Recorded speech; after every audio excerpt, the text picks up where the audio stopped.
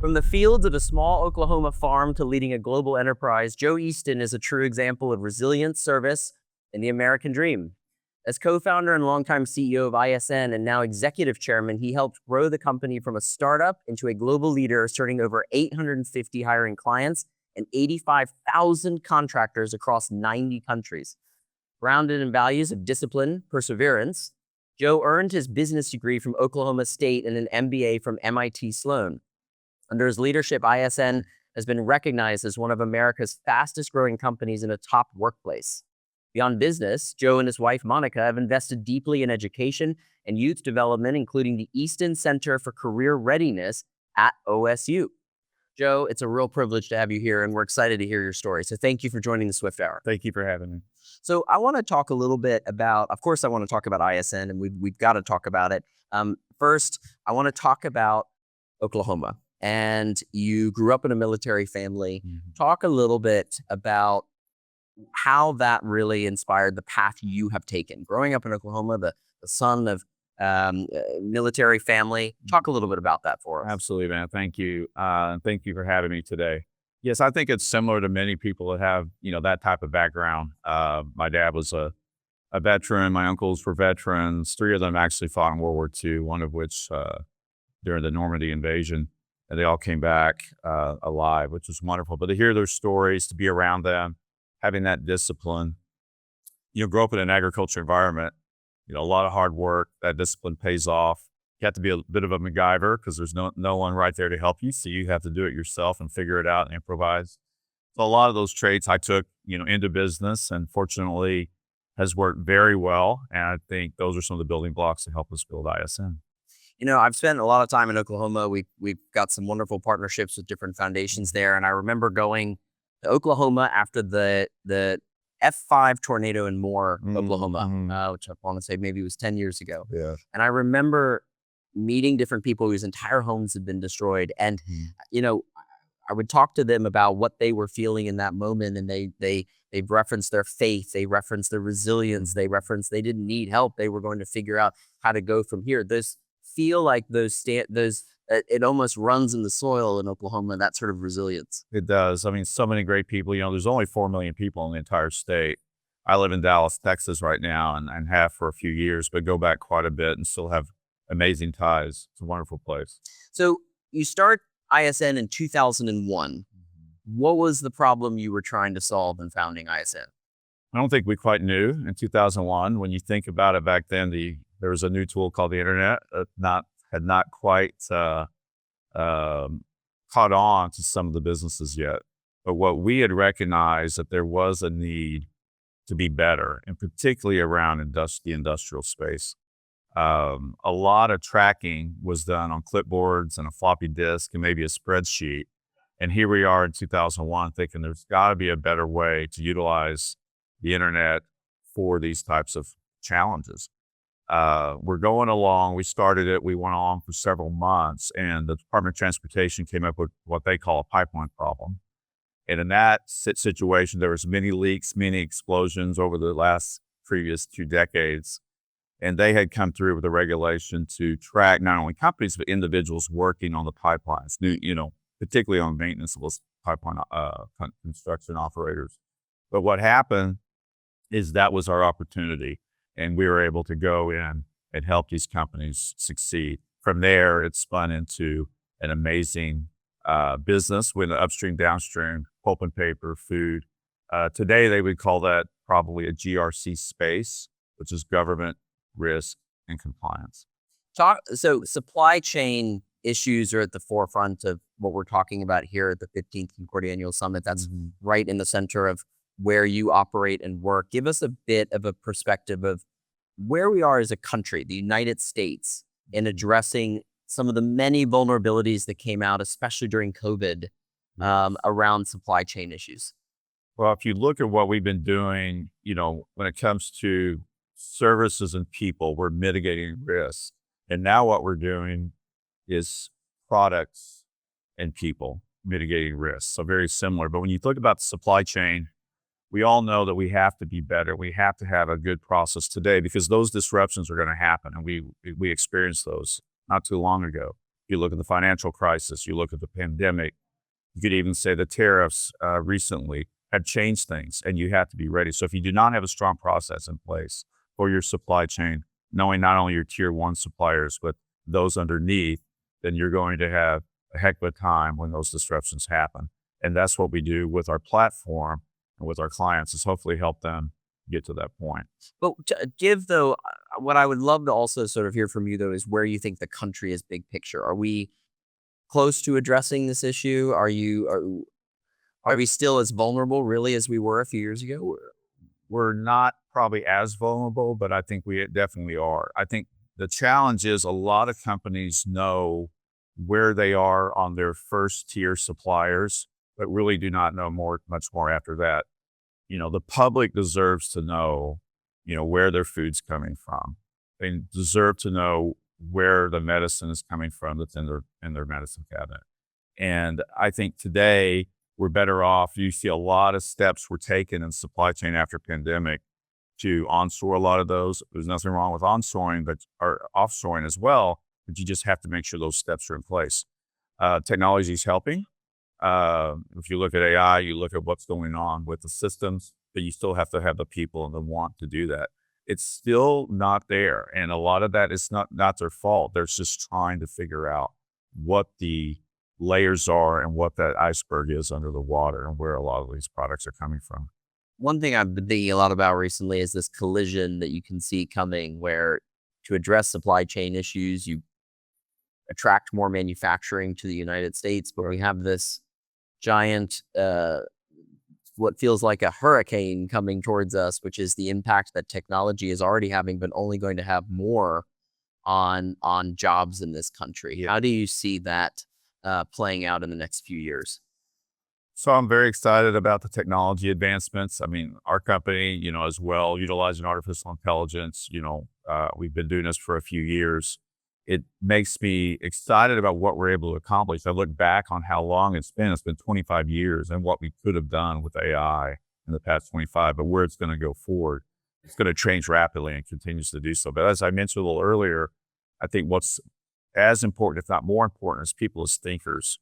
Because I think in the past, you could do a job and not really know the content and really not know maybe how deep it is. AI is going to be able to do that job. And today we're going to need the thinkers of what's next. And I'm not just talking about technology or software engineering or accounting or legal, but also in the industrial space, particularly with workforce development and craft training and things of that nature. We have to become even more thinkers than we were in the past. Do you now talk a little bit about you're all around the world at this point? Yes. Are you going forward going to have a bit more of a regional shift in your focus given geopolitical events we're talking about? It's a very good question. We are not. We are primarily focused historically on North America, but this is still a global economy, and we have to be prepared. Our clients are multinational, and they are touching the corners of the earth. And so, disruptions happen, things ebb and flow. So you can't react just for a short-term solution. We have to still be able to go from a macro perspective. Got it. Let's talk. I would like to ask you about the Eastin Center for Career Readiness in Oklahoma State University. Talk about what that means, why you did that. So it's very exciting. So we helped create a center named the Eastin Center for Career Readiness. And one of the things that I did is I looked in the mirror. And when I was graduating from college, they tried to polish me up maybe 2 weeks before graduation. Said, let's try to go get you a job. Well, for me, I needed help way before 2 weeks prior to graduation.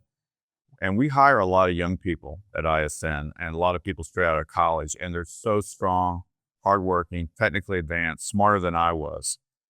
But still, there are those challenges coming out of college and what you don't know and how can you be better prepared. And so 11 years ago, we started the center, building people's skills, building those competencies, starting their freshman year for when they graduate, not only to get a job, which mom and dad are very happy about, but how to flourish in that job and what to expect. And this has been an amazing journey and really equipping these people to go forward.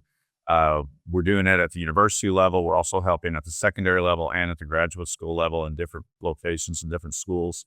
And very complimentary of the team there, and hopefully sharing those best practices with other universities. Now, was the problem you were trying to solve, in your view, something unique to Oklahoma, or is it something you think is indicative across the country? Absolutely across the country. I mean, we targeted the state school. You look at the state schools around the country. You look at any school. I mean, a lot of people, again, these young people they're trained technically, but when it comes to the actual job and real world, a lot of times they're not prepared. And it's not their fault. But putting them in those situations, and I talk a lot about practicing. If you look at anything or anybody that's good at something, they practice a lot. Seth Curry shoots his 10,000 free throws, right? Well, a lot of these people, young people or whatever age, they don't practice these types of duties and these types of skills. They do their homework, they get it done, and they graduate. But let's practice these. And let's get that uncomfortable position in front of them. Let's get those butterflies in their stomach. And then they tend to have way more success. In your career over the last few decades, where would you rate America in terms of its competitiveness as a place to do business globally? It's number one. Why? We have, I believe, the way our people, the way the setup is, I look about how we celebrate success of our peers. It's not a tall poppy syndrome. We want everybody to be successful. And also I think, it's not perfect, but when you look at the opportunities in front of us and you look at the commerce, you look at the industry, you look at not only the consumer side, but what we're able to produce, the natural resources, it's hard to argue. Now, don't get me wrong. We got global customers and we work globally. We work with everyone, but the country itself, I think, is in a very good position, but we got to keep it up. I think a lot about, and just a question to close this out, I love asking people about leaders they admire. And I think one of the things that I find so interesting when I ask for a political leader, how often I either don't get an answer or I get an answer I'd completely predict, but simply because that just seems like the convenient answer. I want to ask you about business leadership today. Who are some of the figures you think that we should be watching closely that you respect the most? So I had the privilege of going to an event in Austin, Texas at South by Southwest that Michael Dell hosted. And there was numerous leaders there speaking in a small venue. I was so proud to be there and listen in. There's so many. I truly couldn't say one, but what I loved about it is there was all ages, all industries coming together and the excitement of that. So picking one, I would not, I'd have a hard time picking one of them. I had the pleasure of knowing T.B. Pickens and I would say him, obviously he's not with us anymore, but I'd love to talk to him and see what he thinks about today's world. And from a business and political side, I would go Will Rogers. To see what he would say. And, a lot of things what he said are happening over again today. Well, T.B. Pickens, who was such a good friend of Concordia's and a mentor of mine, I think his ability to stay connected to his Oklahoma roots in the way that he did. And what I loved was going from businessman, philanthropist, and then in a way, and I never liked when I said this, but I always saw him as an activist because he was out there trying to convince the country about our reliance on foreign oil and all of that. So do you see that sort of style transcending through generations in American business leadership? I hope so. And I think when you get to a certain point in life, you want to give back, you want to share your wisdom and be out on the forefront of that. And, Mr. Pickens believed in that. He believed in it wholeheartedly. And again, not perfect, but if you think about a lot of the things he was saying, if it would have come true in his lifetime, and it may still very, very much so, I think we would have been in a better place. Absolutely. Well, and actually that one other thing I want to close out with here, and I don't mean to put you on the spot. Sure. But why not, right? Mm-hmm. we're watching this big change around corporate social responsibility, ESG movements, right? And I'll spend time here in the US, and the things have changed so dramatically over the last 12 months in that space, in terms of how we talk about it and what we think about in the future role of business in society today. You go to other parts of the world, you go to Europe, a lot of those same tenets are still locked into where they were years ago in sense of as a prioritization.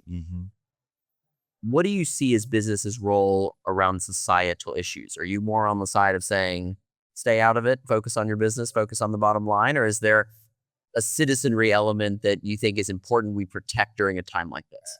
I absolutely think there is a citizen element. And for us, for our business, we have the luxury of both. Yeah. And what I mean by that is we have a good business. We have a strong business. We're very proud of that. But what we're doing day in and day out is helping people, indirectly, because we are amalgamating the data, regurgitating the data, reporting, keeping a history of what's going on. And what we're seeing is that mitigates risk, obviously, in business continuity and brand, but it truly helps people, regardless if it's a supply of what you're putting in your hair, what you're putting in your body, what you're doing in an industrial site, and we want people to go home safe. So for us, it's a priority. Well, Joe Eastin, thank you for coming to Concordia, and thank you for being on the Swift Hour. Thank you for having me.